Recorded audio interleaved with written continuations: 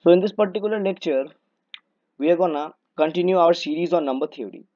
And in this lecture, our main topic of concern will be linear congruences and Chinese remainder theorem. Clear?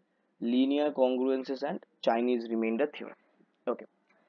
Before starting these things, let us first, revise what we had studied under the topic of congruences. So this falls under revision. So under congruences, we have studied that A congruent to B mod n implies if B is greater than n, then A and B have same remainders, have same remainders when have same remainder when each is divided by n, and if B is less than n, then A is of the form nq plus B, where q is some integer. Clear? So if B is less than n, that actually means that the B is the remainder we get when A is divided by n. So this is the basic sense of this particular symbol. This is called A congruent to B modulo n. Okay, you can also write it like this: A congruent to B mod n. Clear? Okay, so some facts about these which I had told in the previous lecture, they were, acha, first thing, A congruent to B mod n and C congruent to D mod n implies A plus C is congruent to B plus D mod n and AC is congruent to BC mod n. Clear? AC is congruent to BC mod n. Further we have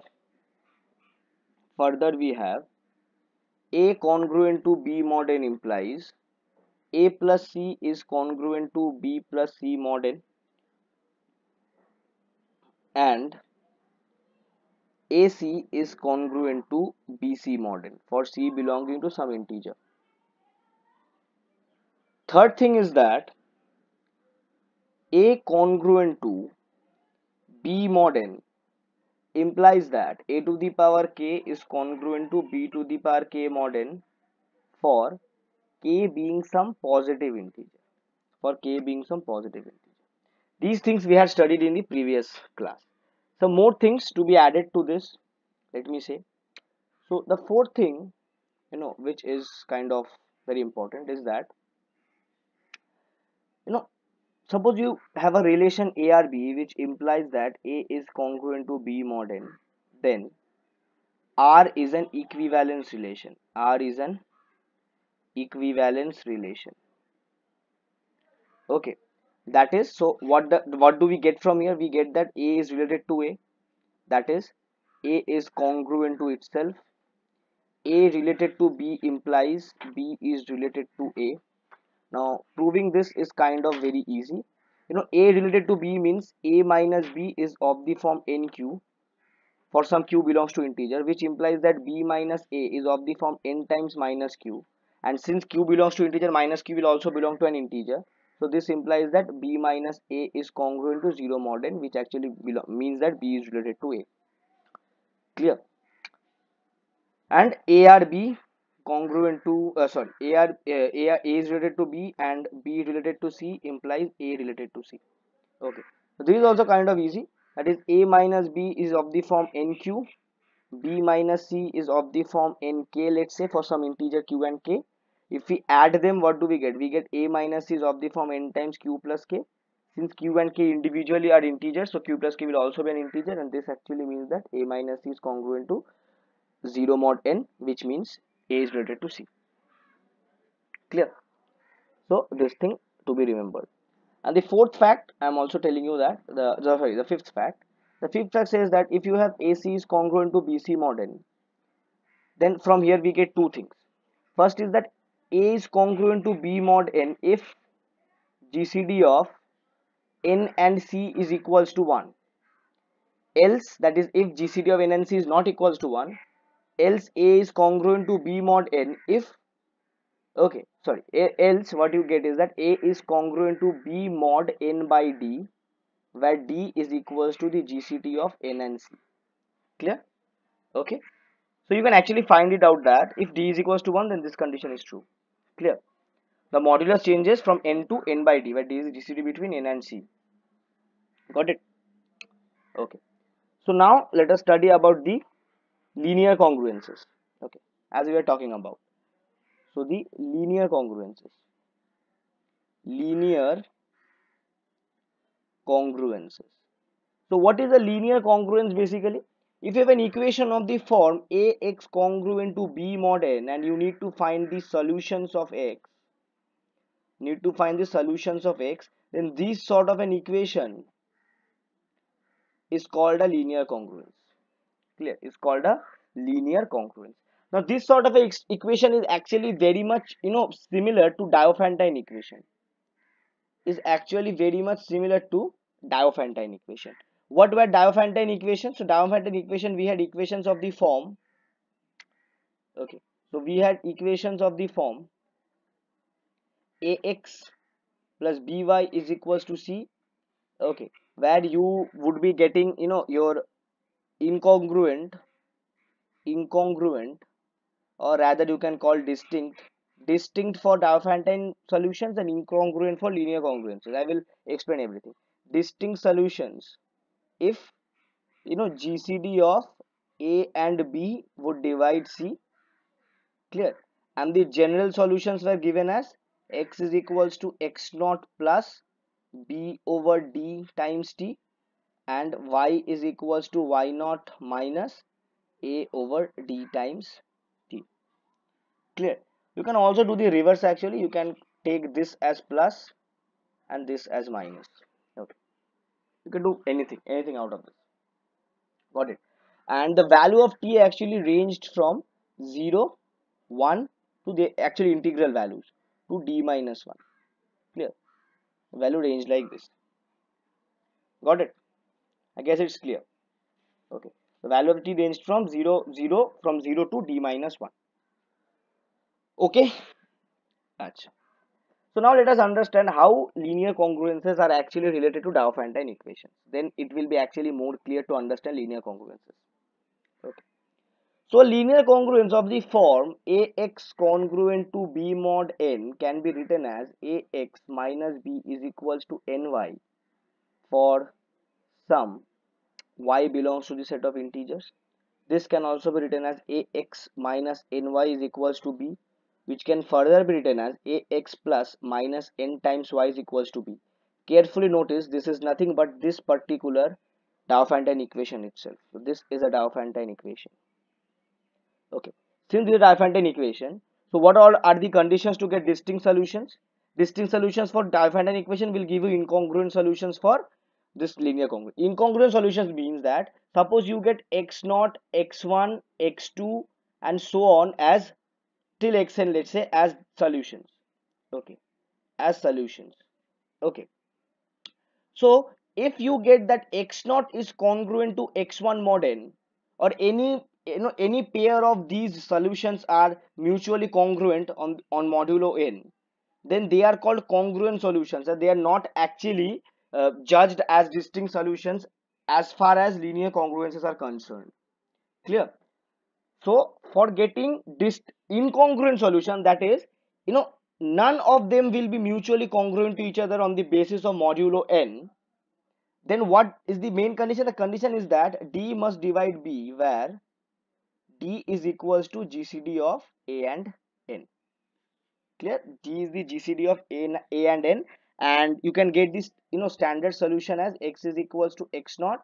You had minus here times minus n by D times T, which is x naught plus n over D times T. I guess it's clear. Okay, I guess it's clear. Okay, so this is the main thing about linear congruences. So what actually you need to go through is that you first need to check for a solution of x naught, which is the you can call it the fundamental solution or the least solution among the set of solutions, and then apply this formula to get at the rest of the solution. This much is clear, I guess. Now there is one more concept under linear congruences, which is multiplicative inverse. Multiplicative inverse. This is possible only if GCD of a and n is equals to 1. I will be telling you why.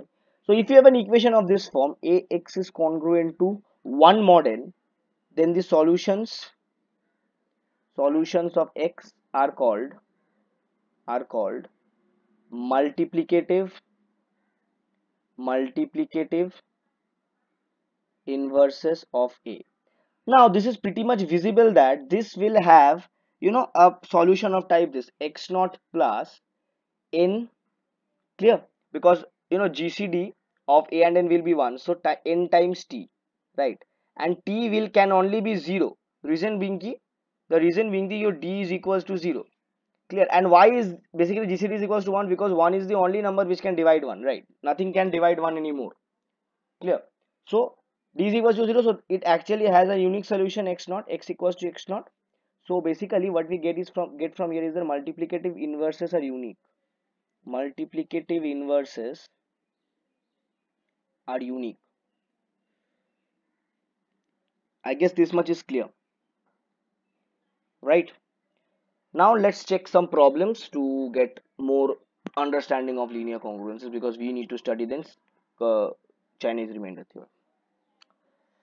So let's say we have the problem, find x such that 18x is congruent to 30 mod 42. Okay, so here your a is equals to 18, your b is equals to 30, and your c is equals to 42. Sorry, n is equals to 42. So GCD of a and n, it will be surely 6, right? GCD of a and n will surely be 6.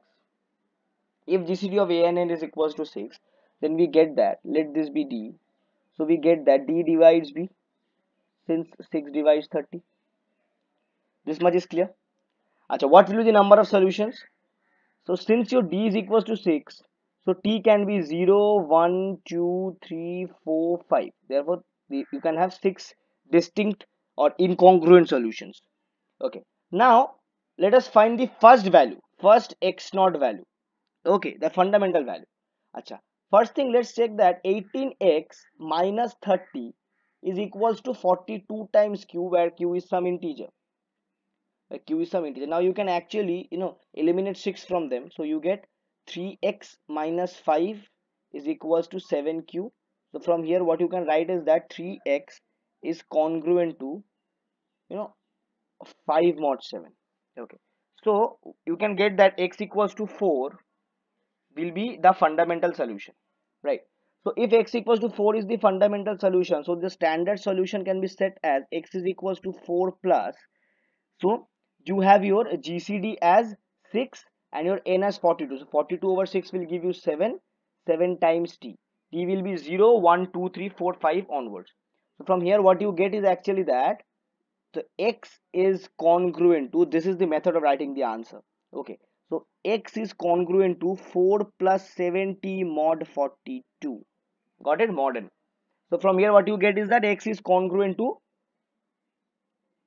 so first you get 4, second you get 4, so second you get 4 plus, so t is equals to 1, so 11, next you get 7 to the 14, 4, 18, and so on till 39, and this is your answer. This is your final answer. Got it? Got it? So this is what I actually was telling. So in Diophantine equations, now I'm telling you the thing. Okay, so in Diophantine equations, okay, what was your standard form? In Diophantine equations, what was your standard form?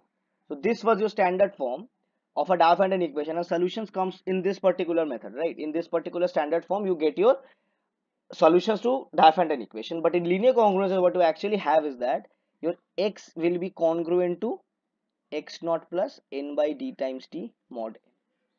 Clear? Got it? Okay.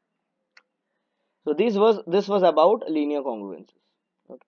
So you can solve problems in this particular manner. Any problem which has you know linear congruences in it. So what you actually need to do is that you first need to check A, then B, then N, then check whether the GCD of A and N is dividing B or not. Clear? Then you need to find out what are the values, what is the fundamental root, fundamental solution actually, and then you can set the standard solution with the formula I've given you. Clear? Got it? Okay. Now, what happens if we have a series of linear congruences where the modulo values are co-prime to each other, mutually co-prime? Okay. What I mean to say is that suppose I have a series of congruences. Let's say x is congruent to a1 mod n1, x is congruent to a2 mod n2, and so on to up till x is congruent to some ak mod nk. So from all these values, we also know that GCD of any ni nj is equals to 1.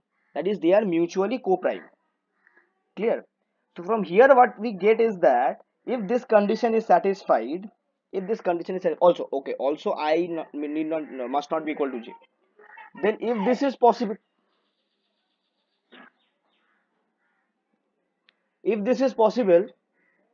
then what happens is actually that you will get a unique solution of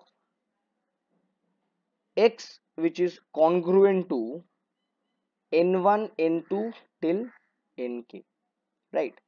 Here you will have some b, so this b will be a unique solution. Okay, so let's check how can we actually use Chinese remainder theorem concept to solve problems of this type. Got it? So let's see.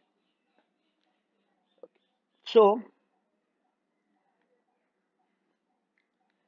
suppose you have the system of linear congruences.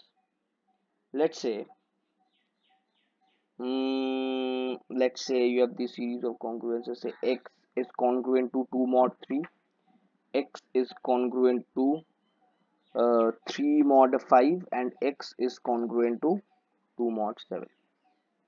Clear?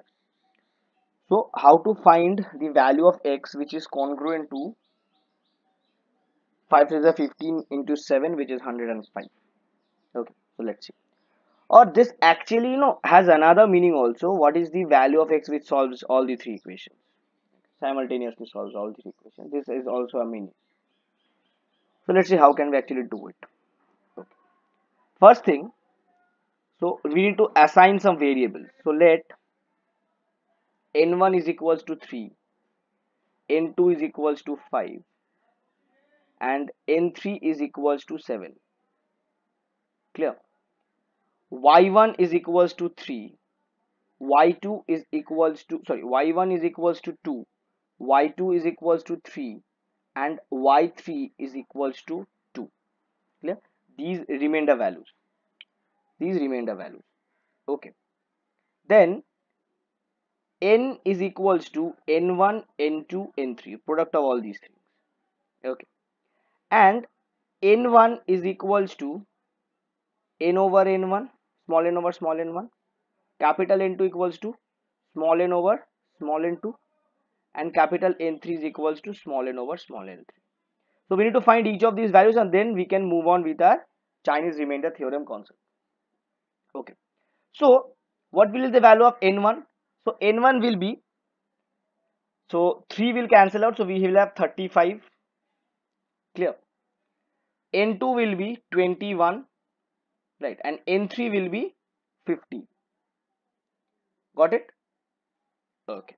Now what we actually need to do is that we need to find the multiplicative inverses of n1, n2, and n3.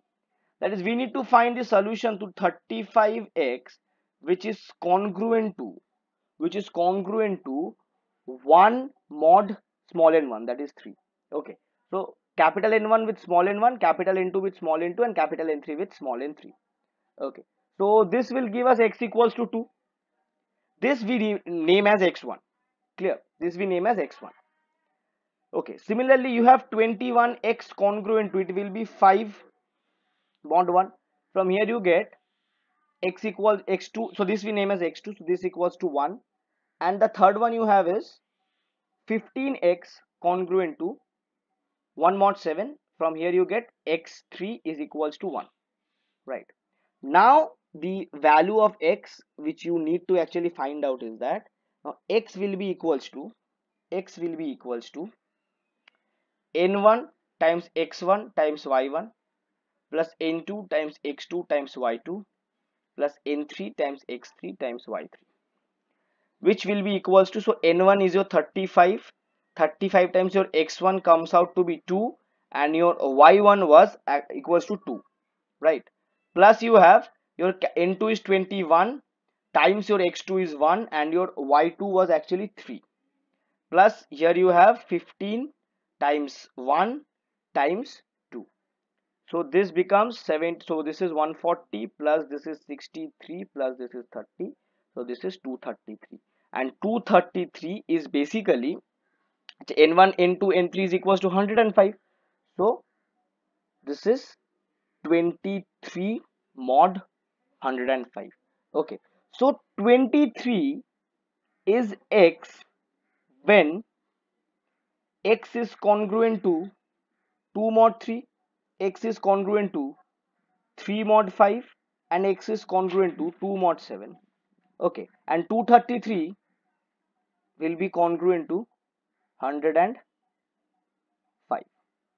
Okay, and the modulus will be, and the modulus value will be, so 105 will give you 23, so this will be the modulus value.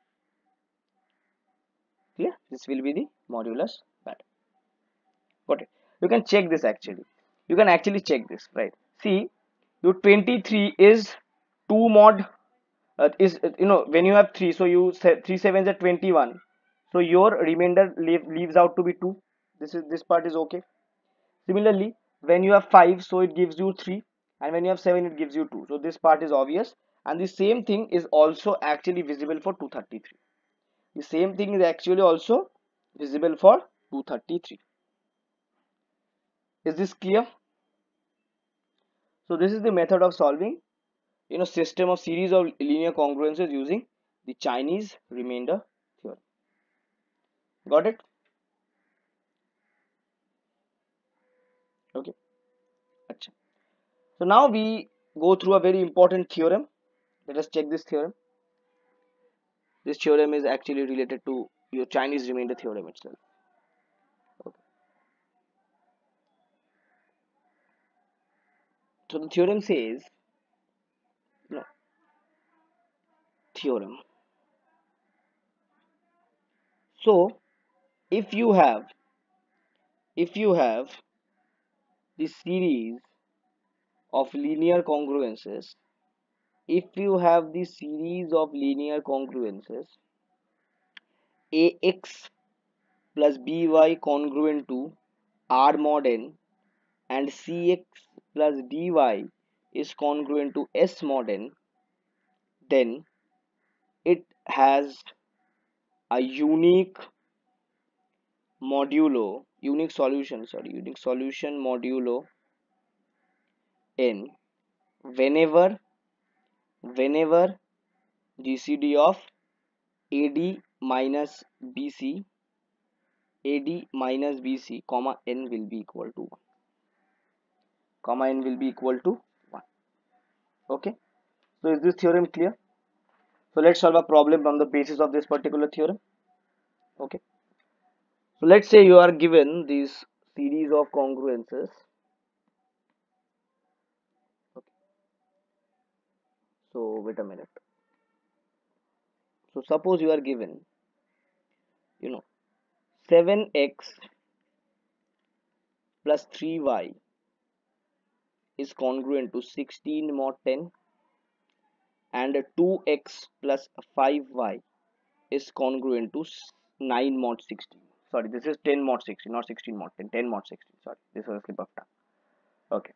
So now, first what we need to check is that what is the GCD of AD minus BC comma N. Okay. So what is A here? A is 7, D is 5, B is 3, C is 2. So AD minus BC is equals to 35 minus 6, that is 29. N is equals to 16. GCD of 29 comma 16 will be 1 because 29 is a prime number. Okay. Therefore, distinct solution exists. Therefore, distinct solution exists. Clear? Now, how to actually find the solution? Okay. So we need to go through the method of simultaneous linear equation, kind of like that, right? So what we actually will do here is that, we can multiply this by 2. So multiplying this by 2 will give you 14x plus 6y is congruent to 20 mod 16. And here what you have, so you will multiply the second by 3. So you get 3 to the 6x plus 15y is congruent to, okay, wait a minute. Sorry. You need to eliminate one of them. I'm sorry. I did not check it. The variable got misplaced. Sorry. So let us do one thing. Let us multiply the first one by 2. Okay. So multiplying the first one by 2, or let us multiply the first one by 5. Let us multiply the first one by 5. So we get 35x plus 15y is congruent to 50 mod 16. Let us multiply the second by 3. So we get 6x plus 15y is congruent to, so 27 mod 16, right? So from here what do we get if you subtract them? So you get 29x is congruent to, this will give you 23 mod 16. Clear? 23 mod 16. Now what you can do actually is that now you can solve it using the linear congruence method. Solve it using the linear congruence method and you will be done. Got it? So in this way you can solve problems where you have a xy type of equation in your LHS in this series of linear congruences. So this much is for today, guys. In the next lecture we will be talking some more about congruences or some other topic on number theory. I was thinking that I will be talking about Wilson theorem and Euler's theorem. So meet you guys in the next lecture.